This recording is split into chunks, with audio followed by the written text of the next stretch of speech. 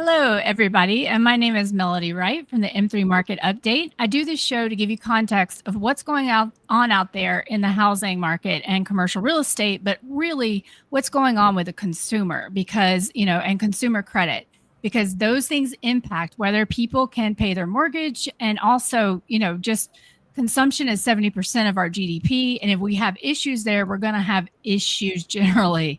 And so I'm very happy to be joined today with Lux Ganapathi and Amanda Goodall.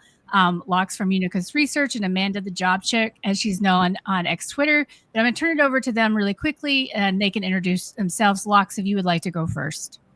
Hi, Melody. Thank you for having me. We focus on macro credit. We analyze the credit side of the market, asset-backed securities, because things usually start as a problem on the credit side before it seeps into the equity side, and that's when everything goes up.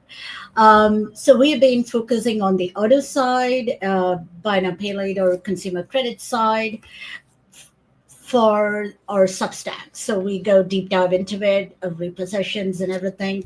You can follow our insights on contrarianunicus.substack.com. Awesome. Amanda? Hey everyone, I'm Amanda. What I focus on is workforce intelligence insights for investors, for companies, and it also falls into for job seekers as well. The whole thing that goes on with talent behind the scenes is one of the first signals, just like credit is one of the first signals. It is that with talent as well, and you can see what's going on months, quarters ahead just by looking at the workforce data. And for some reason, it just feels like nobody looks at that. So that's my focus with everything. You can find me at the Insider's Edge on Substack under the Job Chick as well.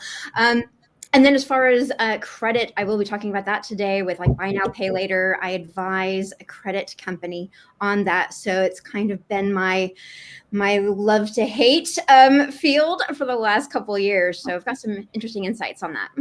I'm so glad to have you both. And it's kind of funny how we've found each other in this universe. We're kind of orbiting in different spheres, but we've all found each other because we're all concerned with the consumer and the credit issues that, just as Locke said, it starts there and then equities get hit. Like, for instance, we know that you really saw your first home price declines in 2007, but actually the stock market didn't drop or didn't bottom till March of 2009.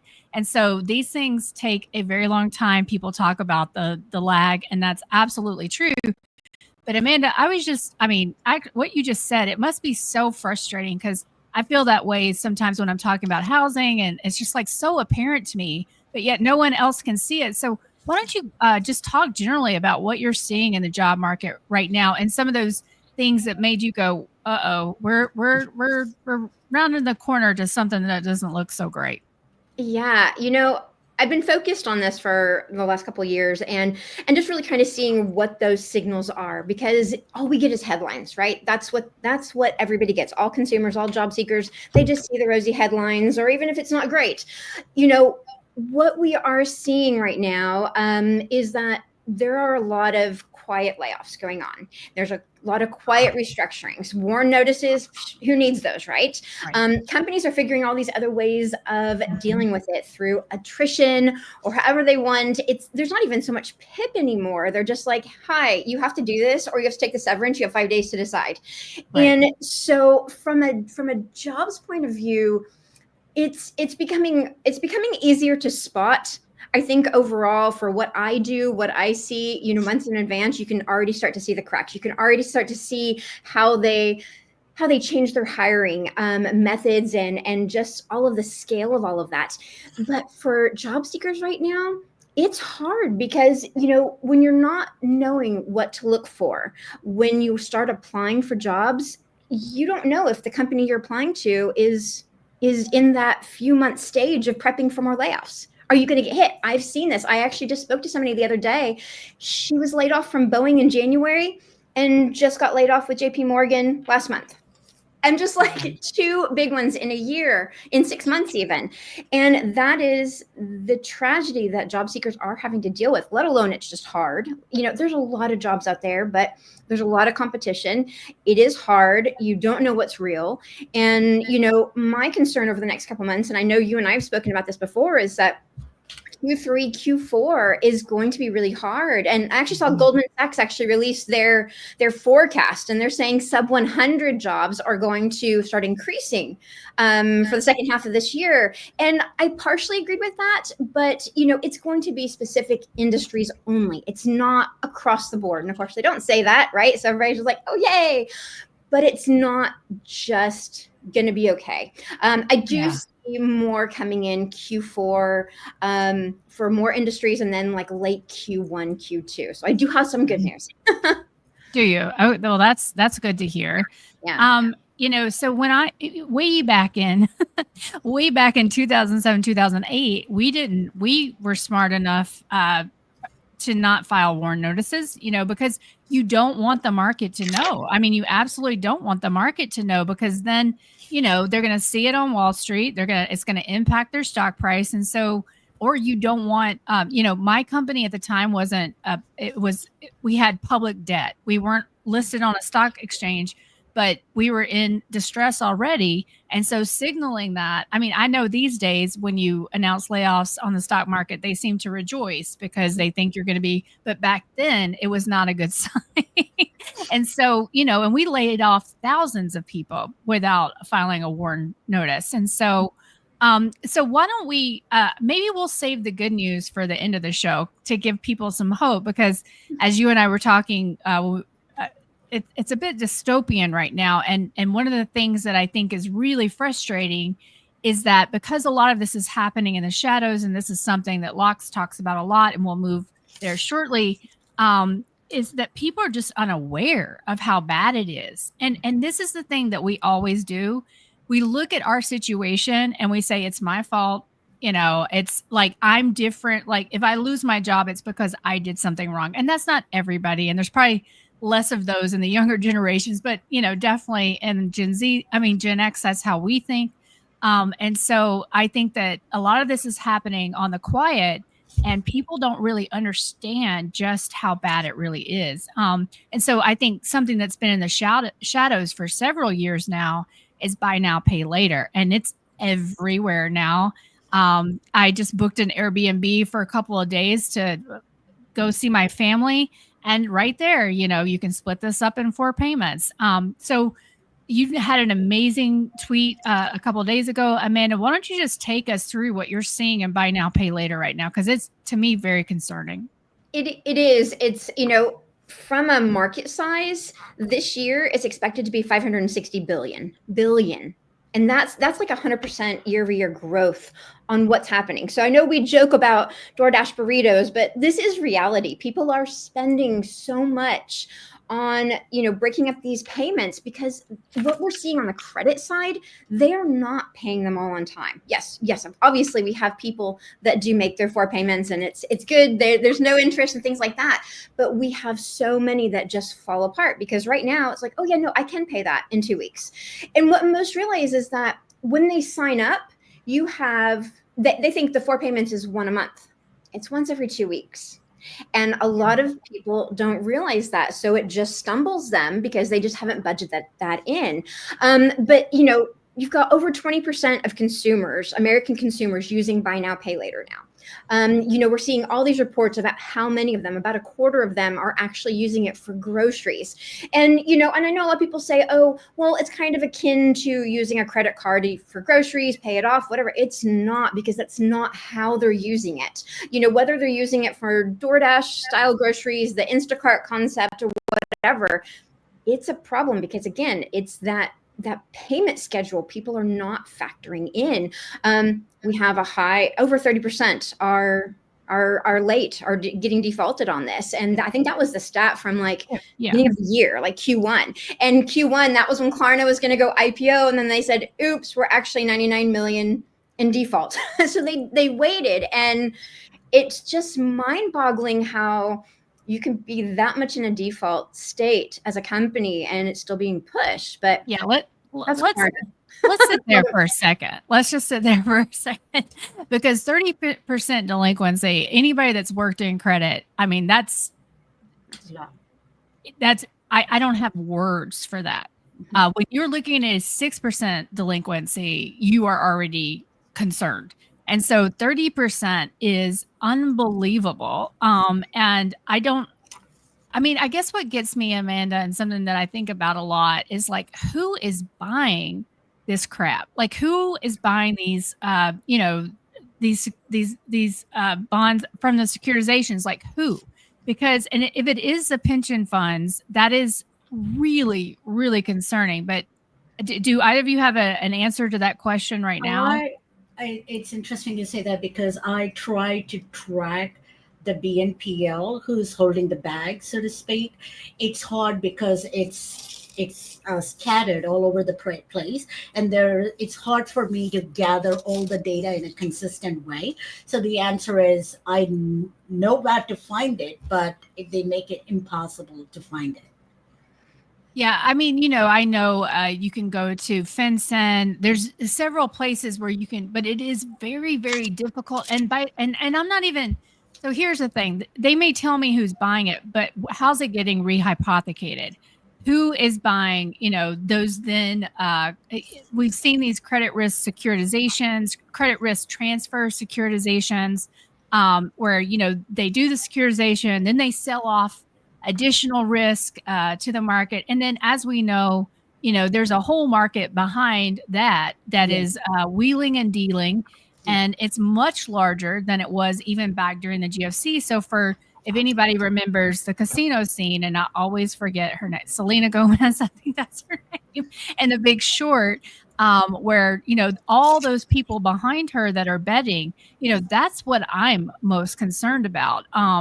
Because we have no idea what's happening there. But Amanda, any last words on that? And then I think we'll move over to Otto. But any last points you wanted to make on the buy now, pay later? I think we just need to realize, that you've got, we're having these defaults. We're having this many people use the buy now, pay later, but I think it's like 62 or 63% have multiple buy now, pay later loans at one time. So you're talking about this massive stacking, and that hasn't even hit credit reports yet, let alone what it's going to do to it and the defaults, and even if it's not. But as a lender, people are not thinking about lenders at this. They're going to look at this and be like, why did you finance that $50 hoodie? Why did you finance those $150 Nikes? Yeah. What is going on? And you want to buy a car, you want to buy a house, but you're financing these small things. Or even if it is that joke burrito, this is a worrying thing when you have so many stacked products getting ready to hit credit, and nobody sees that coming. Nobody knows. So I have to credit you with that word stack, because I hadn't thought about it that way. And I thought about, okay, multiple, but they're stacking them up. And the fact that these weren't being reported to credit, and we know the big names, but I guarantee you there's other people doing this. And so once these things all get reported, and we were talking about this before we even hit record, as we're all very fascinated to see the Fed's, household debt and credit schedules, because we don't know how this stuff is going to be reflected. And I think even for myself, if we talk about student loans for a minute, I knew it was coming, but when that hockey stick that was the first time I believed it, because it just had seemed like we kicked the can down the road so much. So we don't know how it's going to impact, but this is, I think you made a comment, if maybe you said it to me or it was on Twitter, that, a lot of people look at this like layaway, and it's not not at all like layaway, because layaway teaches you a lesson. And that lesson is you have to, you pay before you get the item. It's delayed gratification. With the click of a button, you can go to Coachella now, even though you can't afford it. Yeah. You can go book an Airbnb, even though you can't afford it. And right now we're in a situation where a couple of things. One, you may not have a job in a couple of weeks, and it may have nothing to do with you. Another situation is we have all these people that think they can just move from job to job to job because they've been able to do that.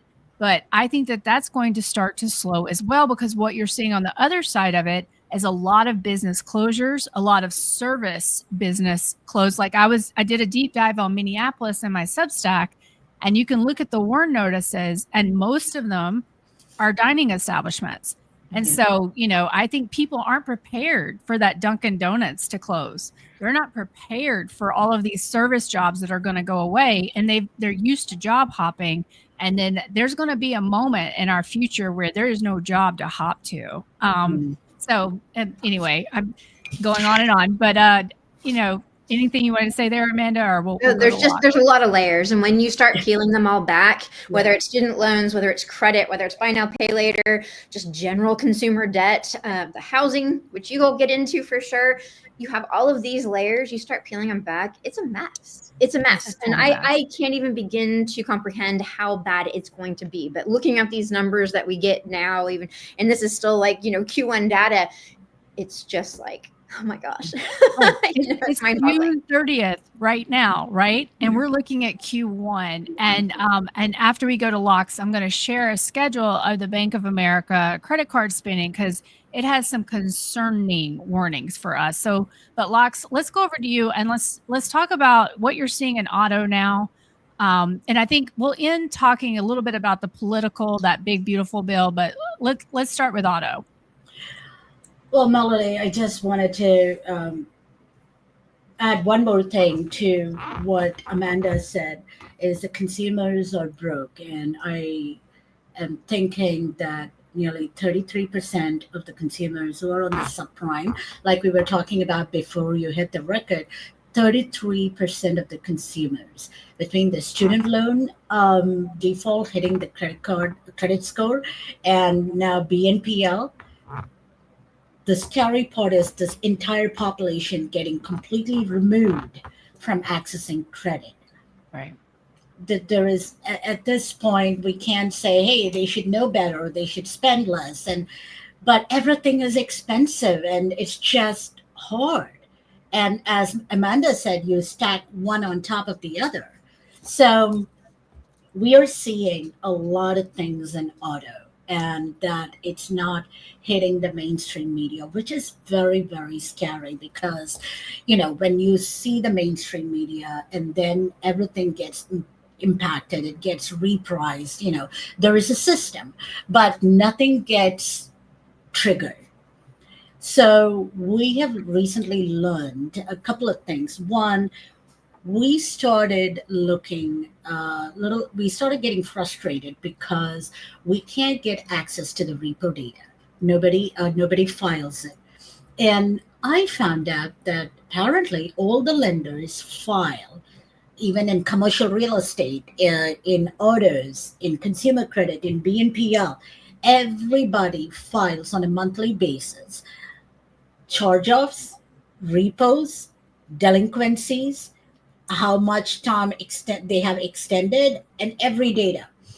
But the data is submitted to the SEC. The data, I learned from our sources, that purposefully in gibberish language. Like, you can't just transfer to Excel. Even if you transfer to Excel, you see true, false, and data. So I started to clean up a data like for Ally, ABS, and the amount of information we have from there is scary. And we wrote about it in the pre-mortem brief in our Substack called the off-balance sheet trap. So all these loans, they bundled up, shoved it into the ABS market, and it's off your balance sheet. Your balance sheet is clean. Your provision for credit losses is lower. Charge-offs are lower. Your earnings are higher. So nobody cares. So when you go to the off-balance sheet, for instance, let me run you through this, is that there is one trust, asset-backed security trust. I ran it over. The vintage repo rates is as much as 65%. And the extension rates are greater than 95%. Remember, these are the trust data. It's not on the equity side. So, for instance, if I don't have the real gibberish thing in front of me, but let's say every trust carries an 80,000 or 50 to 80,000 loans individual loans. So the vintage repo rates is 65, extension rate greater than 95. That is what your fancy extend and pretend. Charge offs are lagging the reality, right? And the trust is increasing in losses. So a lot of our clients ask the question, okay, so how is it possible you have like 80,000 loans and 65 are repoed? The answer is yes. And why it's not showing on the equity side, why Ally is not doing anything, it's because when you bundle the crap up and push it into ABS, I'm sorry, I'm very, very frustrated on how these things are done. Yeah. And when it's in the ABS market, any losses, repossessions gets absorbed by the cushion that they have in the ABS market. So, what I have been planning to do next month is we put together a team and say, okay, we will triangulate this for every single ABS since 2020, right? Every single ABS and say for each loan, how much got absorbed, how much is still yet to be absorbed. So we wanted to triangulate to find when it's going to just stink in the equity side. But there is a lot of repositions. So what they do is, this is the temporary timeline. According to our sources, we figured out is, hypothetically speaking, you have a loan 60-day delinquency in November 2024.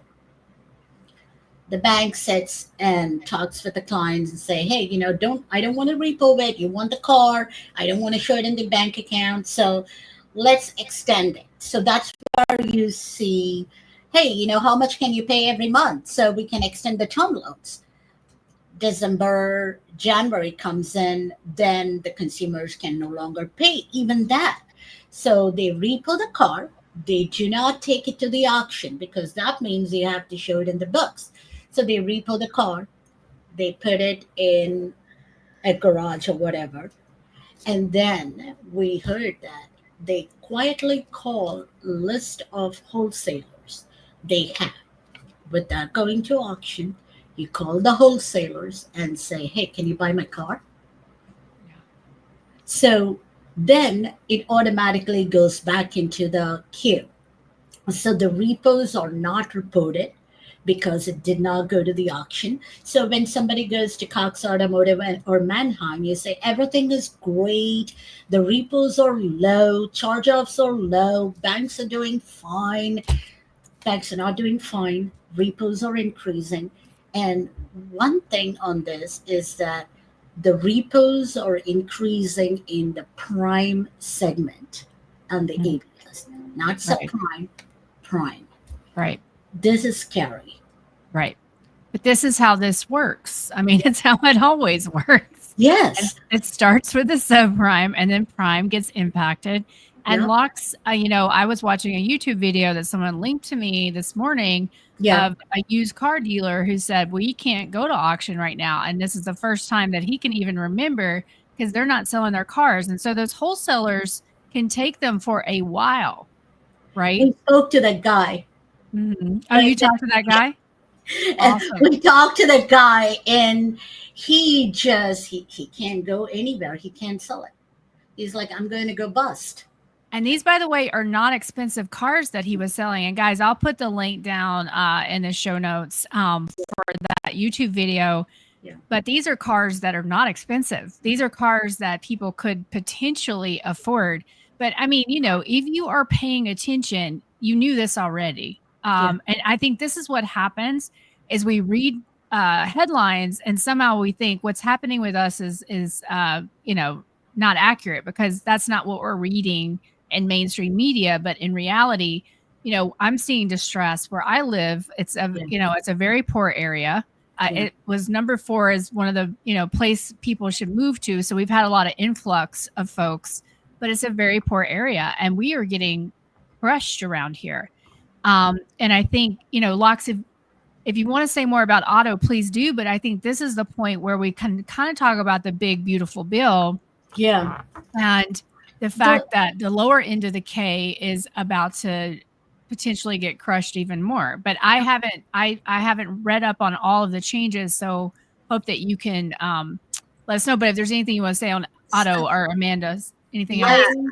Sorry, go ahead. I'm sorry. I would say, yeah, I completely agree with the whole repo side. We're not seeing repos showing up on credit reports at all.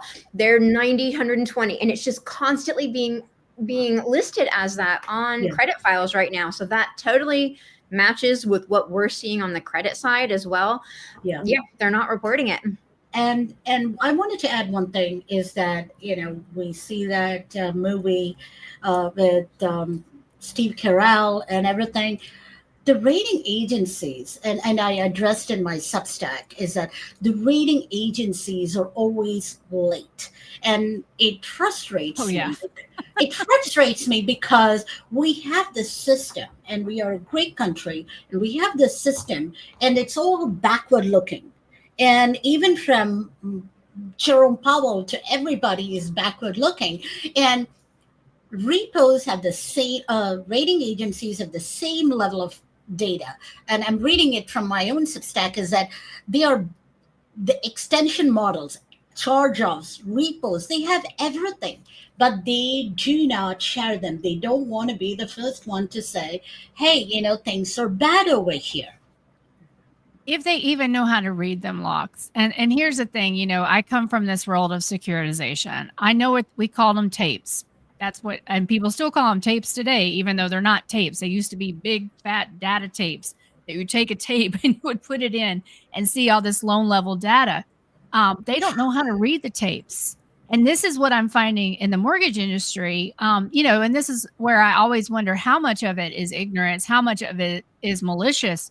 But what I can tell you is that when I read the commentary from someone like Black Knight on mortgage, they don't understand it. They don't understand what they're talking about. They don't understand credit. They don't understand delinquency. And you've got a lot of people who are in these places that didn't experience the last cycle. And they've been told that everything changed since then, that all the credit quality is, pristine, that they wrote laws, that there was Dodd-Frank, and all of us know, and I had to learn it the hard way because I also believe this to some degree. And then I started looking actually at the details, and the details tell a very different story. But of course, how many people do you know could read a data tape? But I can tell you the rating agencies can't. And honestly, they probably never could. They're just bureaucrats for the most part that sit there, pretending like, and I'm sure that they sit in committee meetings. That's they sit in meetings, but they don't know how to read data. And so, like you say, they're always late. And this is what's so fascinating to me is that we can know where someone is at all times. We can also know their buying habits, everything they're doing. Yet all of the technology in the banking sector is basically like 1950s, 1960s, 70s. Why is that? It's interesting. And in the government, right, is the same. So go ahead, Lux. No, it's just the rating agencies. I saw one mention that they were behind the deterioration, and they called it exactly modest increase in delinquencies. Right. You see in trust level data, you see catastrophic losses, and they say it as modest increase in delinquencies. And this is just wrong. What are they trading at right now? Like, what are those securities trading at? Do we know? Because I don't have it on top of my head, but I can. Okay. I can send it out, the information to you. But the auto side of the segment for Ally, CarMax, Carvana, and other lenders, it's deteriorating faster. Mm-hmm. And we are going to start digging from 2020 to triangulate to see how much cushion is left. But based on what we have been seeing, not much cushion is left. So we should be able to see all these guys started to increase their provision for credit losses and kind of say the charge-offs are going to increase by the later half of the year and well into 2026. Mm-hmm. And charge-offs are always annualized, right? Of course. This is something I can remember being a junior mint in corporate financial planning and analysis.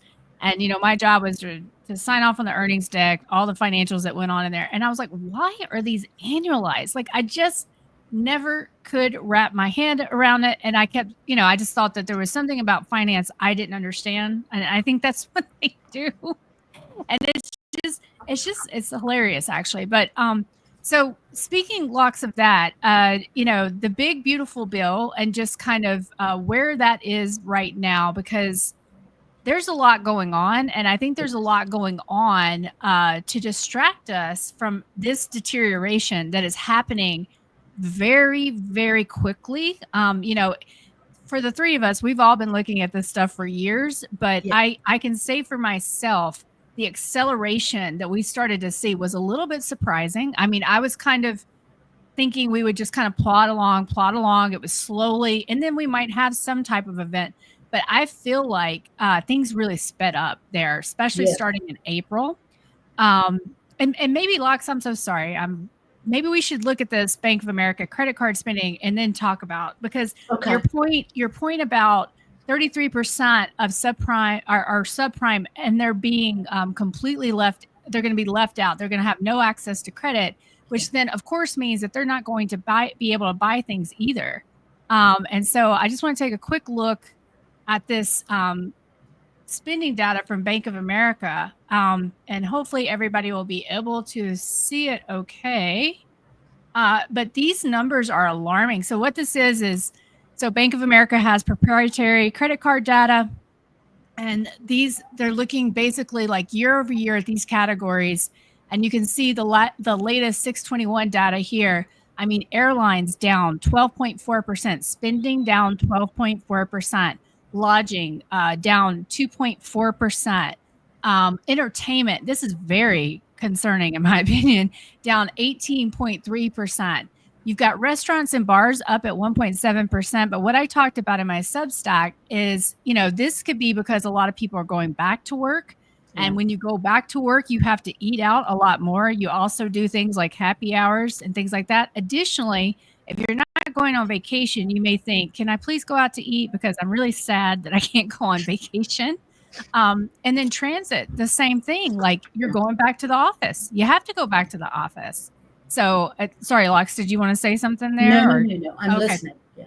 And then, gas, that is very concerning, in my opinion. If people are not, that is a really bad sign. Department stores, home improvement, which is not at all shocking to me based on what I've been seeing in the housing market. And then, online retail is up. Well, you know what I did this week? I had not been seeing my favorite tea, in a grocery store. I can get it for $2 cheaper on Amazon. And I just bought a whole bunch of it because, why am I spending or paying $6.99 at my local store versus $4? Like, that doesn't make any sense. So I kind of think that is why. But I think I'd love to get your takes on this, guys. I thought this was very interesting. Credit card down, debit up. Yeah. Which, when you use your debit, your credit is tapped out. You can't use your credit. Can't use your credit. That's what it means. Because everybody wants those points. Like, I have a rule just because I don't use credit cards. I think they're pretty evil. I don't care about the stupid points because I think it's kind of a trap. I use my debit for everything, and people think I'm nuts. But nobody does that. Nobody uses their debit card that has a credit card. I mean, I don't know anybody that does that anymore. So I went through that very quickly, but is there any one of these categories that either of you would like to touch on? Well, I think it's interesting because from the credit side, what we're seeing right now is like Synchrony Bank, which is a really big, reseller of all the store cards. They are starting to cut limits. We are seeing that people are just like, oh, all of a sudden I'm like, now they're like 92% utilization because everything got cut. And that's just in a single month. They didn't know. Maybe they were even paying on time, except maybe like an occasional 30-day blip, but it was still getting paid. Right. And so we are seeing that, which is I think this is going to factor into this over the coming 6 to 9 months, we're going to see this change even more. And it's like what you said, you are buying stuff online. Where is it cheaper? Whether Right. you're looking at the Costco's of the world or whatnot, a lot of consumers are trying to find how to find it. And right now, retail online is winning out. And, but the store card aspect is going to play into that department store, the home improvement side, and any of that kind of reality very, very soon. This is the first time, Amanda, this is breaking news, everybody. This is the first time I'm hearing about cutting limits.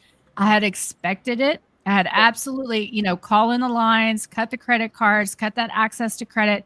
I guarantee you we're about to see it on HELOCs, but this is the first time I'm hearing it officially, Amanda. So Synchrony, US Bank Corp, and JP Morgan. I'm seeing that on any of the Chase cards. It's not across, it's not like 2021 when Discover was just like, oh, yep, everybody. We're not seeing it on everything. I am seeing it more on the store cards, more on the lower limit sides, like anything that's 2,000 and down is just being knocked in half at least. And I think that's just they're having to manage leverage and the default that they're seeing that we know is happening. And so and it frustrates me so much to see all of these these stories online that are just like, oh, credit card usage is down, and everybody's like, see, this is great, and I'm like, no. Well, people don't understand this country. They don't understand how we actually spend money. But Lux, I think that speaks to your point. Those people are losing their access to credit. And we know that a lot of those people, I know that a lot of play in the media is about the experience culture and the avocado toast and the Starbucks. But in reality, there are a lot of people that they're using that credit for groceries. They're using that credit to survive. And so when they don't have that credit anymore, that's when things really start to get concerning.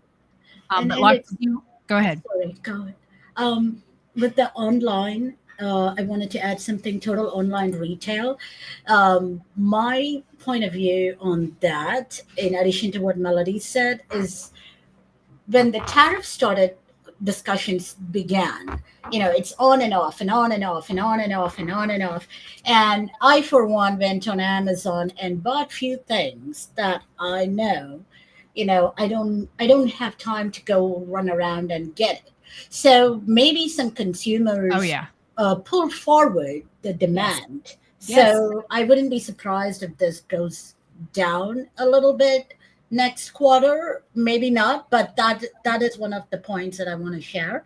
And the other one with Amanda saying that the credit card limits are getting cut.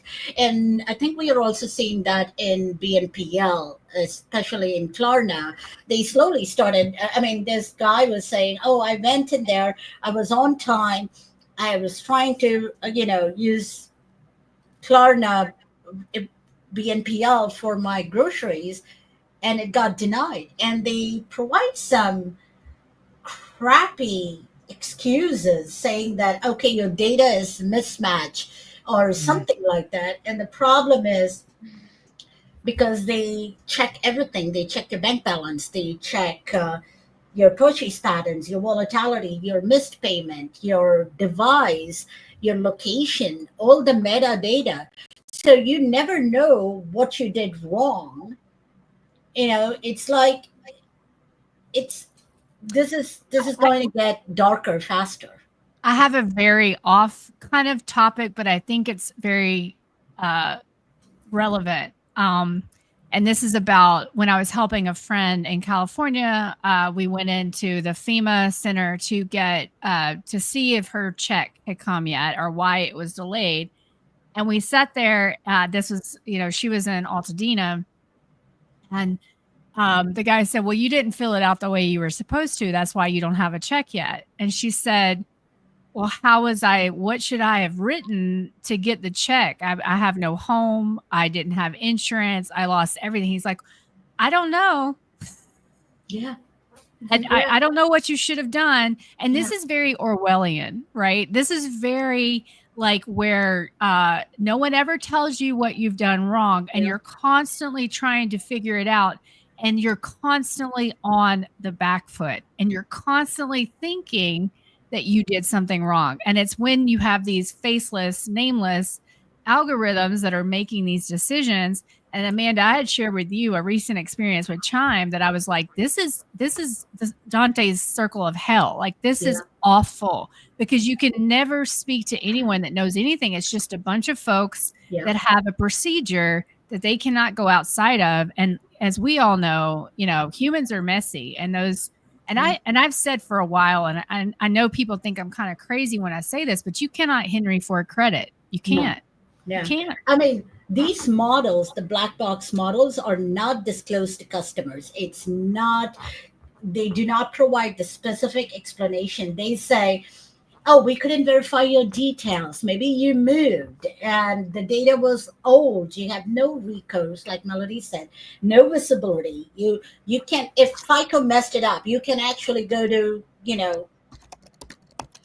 sue them or something. What are you going to sue? A bunch of zeros and ones? Like, this is going to get really bad. And I feel really depressed that the way we are going in terms of credit and tracking the credit.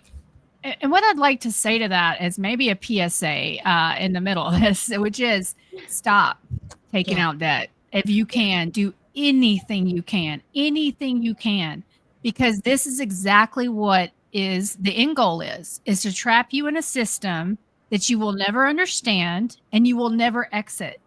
And if you have student loans, you will never exit. There is no bankruptcy for you until that is changed.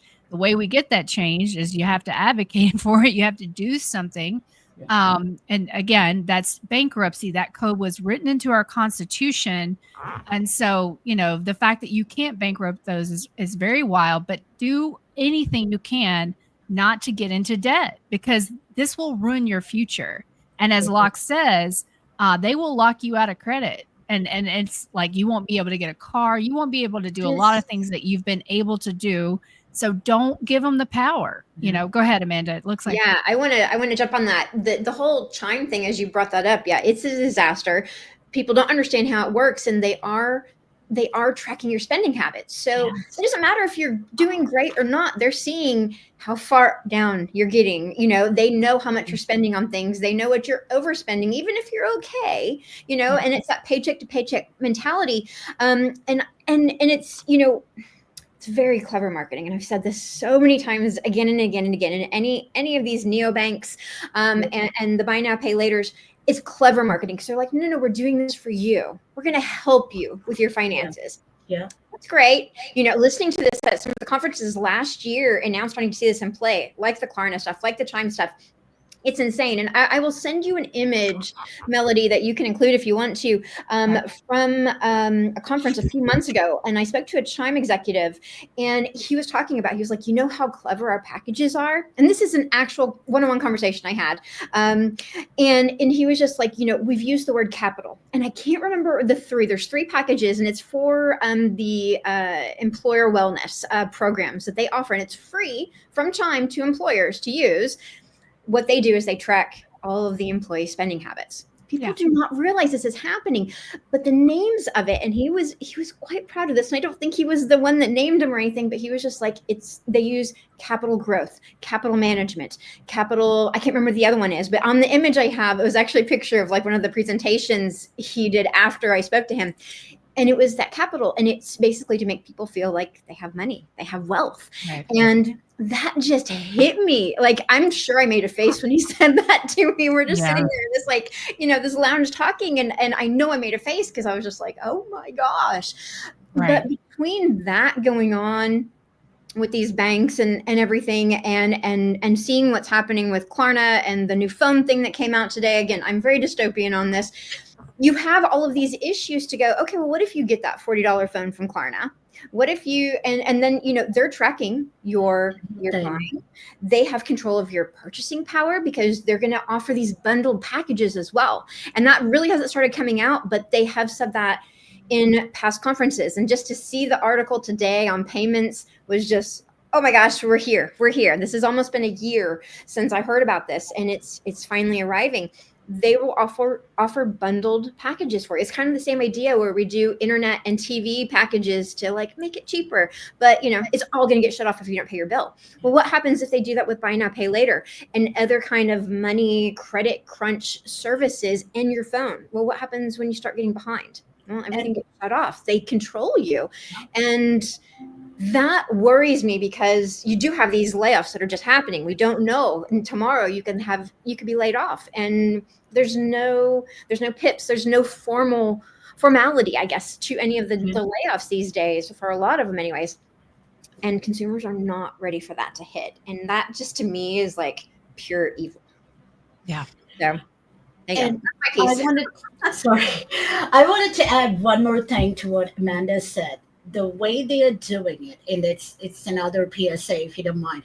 The way they are doing it, you know, you get for Chime, for instance, or to get a coupon, just don't get carried away, because any data you give them, they use the APIs from companies like Plaid and Yodel to monitor your bank balance, your spending pattern, your cash flow, your behavioral pattern, your frequency, time between transactions, every single thing. And what scares me the most is the structure of what's happening in BNPL about the what I call it a shadow tracking, what they are tracking right now. The structure echoes the China's credit scoring society.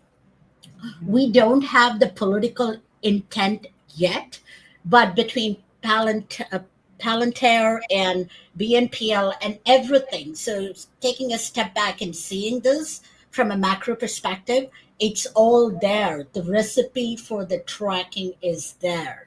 The way they track, they will eliminate the subprime completely from the. You say track and I say control, right? Control, yes. Control is the right thing, because the structure of it echoes in my mind when I saw this. Oh my God, it's like China credit control thing. And listen, guys, this is why Palantir is getting into mortgage. So, you know, there is no other, the richest data you can get out there. The richest data is some may argue it's health, but I think it's actually mortgage, because when you get a mortgage, you tell them everything about your life, every penny that you spend, you get those credit reports. And so big tech, and this is, you know, a lot of the headlines we've seen about the National Association of Realtors, the DOJ settlement, blah, blah, blah, blah, blah. This is really actually big tech trying to elbow and I'm not defending NAR. I don't want anyone to think that. I have no defense for that organization. But big tech wants in. They want the data. They want the data because it is so rich and they can sell you anything. And so the joke of Palantir wanting to get in with Fannie and Freddie, you know, this is what Pulsey was talking about, is just so nightmarish, in my opinion. And, you know, I think it's one of the reasons why probably we saw FICO, that stock, get really hit I can't even tell if it was a month ago or two. There's so much happening right now. But yeah, they're bringing it into mortgage. Big tech wants into mortgage because they want that data. They don't want to make it better. They just want to figure out how to make you buy more stuff and control you. And think about that. Your house purchase is then control. Everything is linked. I mean, everything is like, I was about to say, everything is linked. It's like, so here's the thing. I grew up thinking everything was already linked, to be honest. People always, I don't know if you guys heard this when you were in school. It's like, it's going to be on your permanent record. Yeah. You know, but there really wasn't. We still live in a country where state DMVs aren't linked up. You know, there's a lot of and that's why they're pushing the Real ID. That's where they're pushing a lot of these things. But we're getting closer and closer to a time when all of that is going to be linked up. And, you know, I think that people need to start figuring out how they can exist outside of that system, or they are going to be under that control. And I don't think we're being alarmist here. No, we're not. That is absolutely Palantir's goal, is to get your data, and it is all about command and control. So I cannot, guys, you can't, debt is not the way. It's not the way. It's been the way. It's not the way. And you want to get out of that system as fast as possible. And so let me just talk quickly about mortgage, and then I want to go to the big beautiful bill, because I have not had time to see what has happened since, with all the shenanigans I've seen some mention of in the headlines. I'm trying to ignore somewhat until it's in a better stage. But so what's going on in housing is insane. Like just the low amount of sales that we're seeing, and people can talk about it being rates. It's the home prices. People don't have the median income. They don't have the income to afford these prices. And so what you're seeing is a lot of backing away from the market and just abysmal sales, guys. I look at both new and existing together.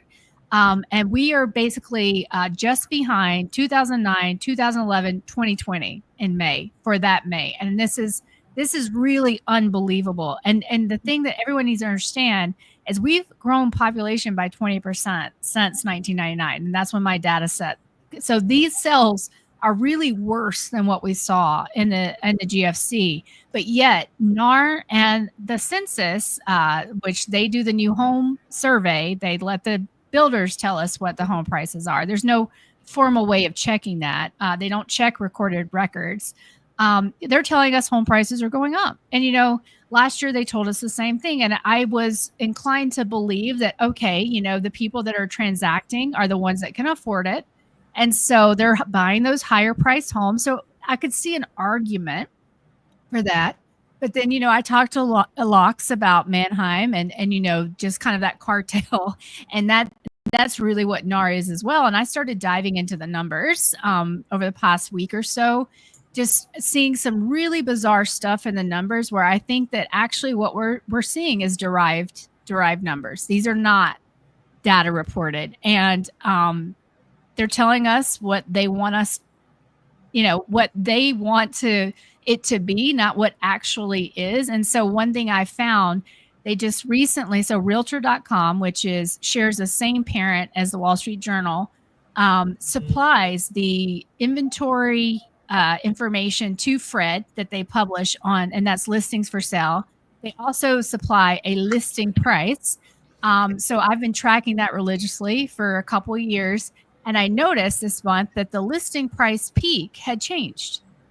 And I'm like, wait, what? And so I went back to the Fred site, no revision note. There are revision notes, but no revision note. And it had changed. And I went back and I found an old download that I had from December, and I set them side by side. And so I don't know exactly when they changed it, but the two dates they materially changed were May of 24 and June of 24. Had they not changed May of 24, this listing price that got published for May would have been down year over year, showing that sellers are starting to get the memo. And this is not something you're hearing, that sellers are starting to understand what's happening. We're certainly seeing from Redfin and others that price cuts are increasing. And NAR has even said, you guys have got to be realistic.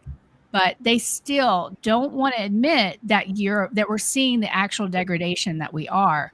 And, I honestly couldn't believe it. And then I went back because I thought, okay, I've seen the new and existing home prices, which come from two totally different sources, share numbers that just make no sense. And it just doesn't make sense. And I line them up side by side, and they're repeat numbers. And, I play around with numbers like this, and I could derive these numbers based on historical relationships and things like that. And so I believe what's happening is some sort of modification of this data is occurring, and it's occurring to spin a narrative. And although I don't want to believe this to be true, I am more and more convinced that this is happening, that there is massaging of the data before it gets published. And, Locks, I think you would say in auto, you absolutely believe this is true, but don't let me put words in your mouth. It's pencil whipping. It's whatever you're saying. It happens in airlines. It happens in auto. It happens, I'm sure, unemployment claims. It happens there. And the point comes in is, can we trust our data anymore? Right. It's just, we keep kicking the can down the road.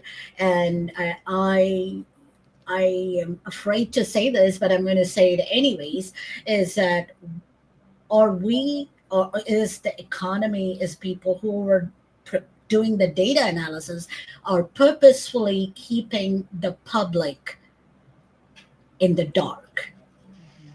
You have enough credit. No, you don't. You have great employment. No, you don't. You have like great economy. No, you don't. So are they when are we going to accept that the datas are driven just to keep the public I in the don't know. dark? It sounds conspiracy, but when you deal with the It's not. The individuals in data doesn't housing and lie. auto and layoffs and credit, it's real. It's absolutely real. real. I agree with Yeah. you completely on it because it does. And so many people are just like, no, you're just doomed. You're just not listening to the real stuff. No, it's absolutely real when you look at it, when you deal with the actual people Yes. it's focusing on. It's Mhm. real. Believe it or not, it's real. I mean, it's just at the end of the day, I look at the data, and I'm sure you and Melody do the same. I'm like, am I the crazy one? No, always. Or everybody Yeah. else is crazy? Is my math right, or am I dumb? Yeah. Like, Yep. this is. And I'm a big double checker. Like, when you sign off on financials, you have to be. And so for a very long time, I didn't trust myself, but I'm starting to trust myself much more than everybody else. Yeah. And by the way, all of us, we go and look. You go to conferences, Amanda, you look through the data locks. I look through the data. I go to these places. I look at what's in front of my eyes, because, it's like the emperor has no clothes, right? A lot of people will believe, even when he's standing naked right in front of you, because he's telling you he has clothes on, but he does not. And everyone around you is telling you that he has clothes on, but he does not. And so you don't even believe yourself when you're looking at this naked, ugly man in front of you. And so that is what's happening right now. And I really, I need people to wake up, because it is time to wake up, and it's time to, number one, vote with your dollars and demand better. And I think the part about demanding better, we've got this big, beautiful bill that, I don't like ever talking about politics, because I worked for politicians. I hate it. But we have to talk about this, because it could put the noose, at least when we last spoke, Locks, it was going to put the noose around the lower end of the K. Has anything changed since it's gone into the Senate? Okay. I wanted to just highlight a few things that haven't changed. Again, everybody can go to the Substack. So last time, what's concerning, especially with the bill, again, I have people DMing me and saying, well, they should go get a job. They shouldn't wait on the handouts. It's easy for somebody to say. It's hard because some people who are making less than $30,000, it's a real world for them. So last time when we spoke about it, the major changes in the bill were SNAP. That is a supplemental nutrition assistance program. 11 million individuals, including 4 million children, are projected to lose the benefits. So the Center of Poverty at Columbia University estimates that revoking this, which is what the initial bill has done, could result in over 2.1 million additional people falling into the poverty, including 855,000 children, representing 11% increase in poverty among SNAP recipients and 13% rise in child poverty. Now, this has not changed in the Senate. Okay. Keeping it as is, which impacts people who are shopping at Walmart and other places, which impacts Dollar Tree. We covered this, and I mean, happy to put the link in your uh, um, video.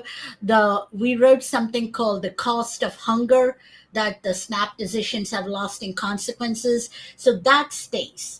They didn't make anything better for these people.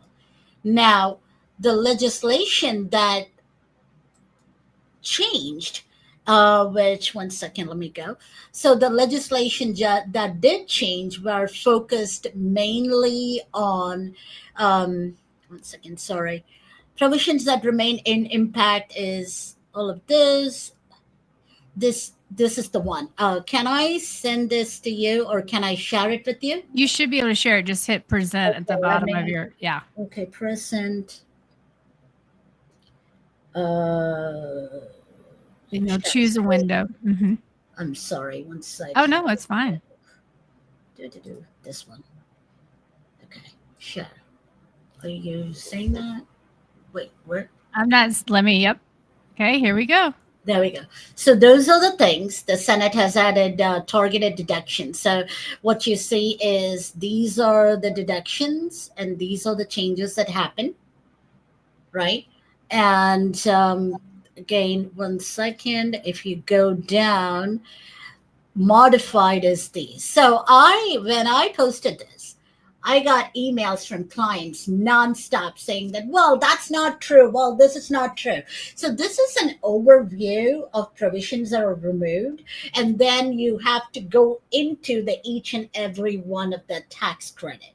So I'm going to write up on that. So because they don't overall remove everything, they scale it down, and some goes as far as 2028. This is for EV tax credit.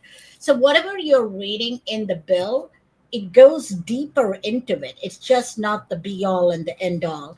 um, and these are the model impact. The tax foundation has generated the model impact, and this is the impact.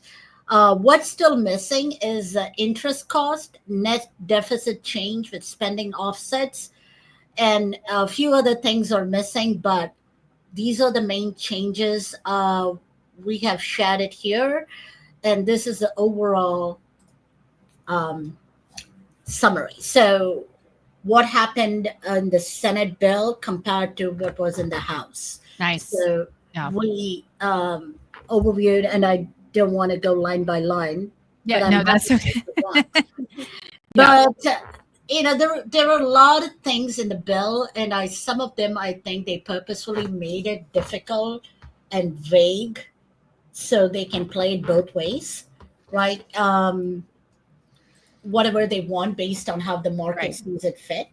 But Right. yeah, they didn't change anything that actually do good for people, like Okay. SNAP.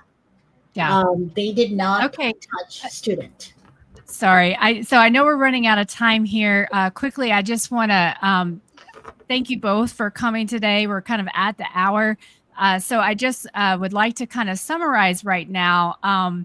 You know, things are getting crazy out there, and people need to start paying attention to not only what they're, I mean, actually, mainstream media is not going to tell you anything you actually need to know. And so I would encourage you to follow Locks and Amanda, and they're going to give you their information one more time. But this is when you really, really need to start paying attention. And it may actually be uncomfortable, guys, that the choices that you have to make.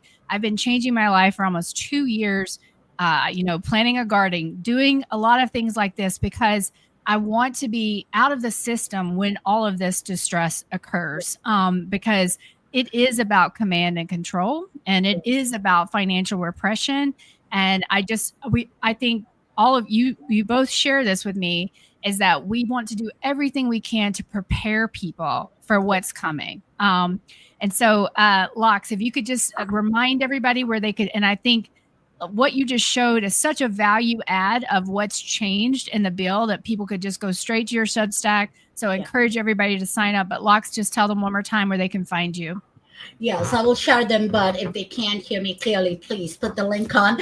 Oh, You yes. can go to contrarianunicus.substack.com. We are regularly a research firm, but what we do in the newsletter is to provide factual information backed by the data so everybody can be educated. You can find the credit, auto, everything. Thank you. Awesome. And I highly recommend it, guys. Amanda? Yeah, you can find me X, the Job Chick, or on Substack, the Insider's Edge with the Job Chick. So, and I mainly focus on layoffs and kind of what's coming in the future. So everybody doesn't believe me until it happens. Same, Amanda. Same. Yeah, you guys have really been pumping it out. I've been really impressed. My summer has been a little nuts, and so I feel a little behind when I see the two of you out there just really pounding the pavement. But I could not be more grateful for having your friendship, your knowledge, because these insights are critical. And there's a reason I think we all found each other right now because I think we're turning a very serious corner. So I want to thank you both. And thanks everybody for watching. We'll see you again next time. Thank you. Thanks.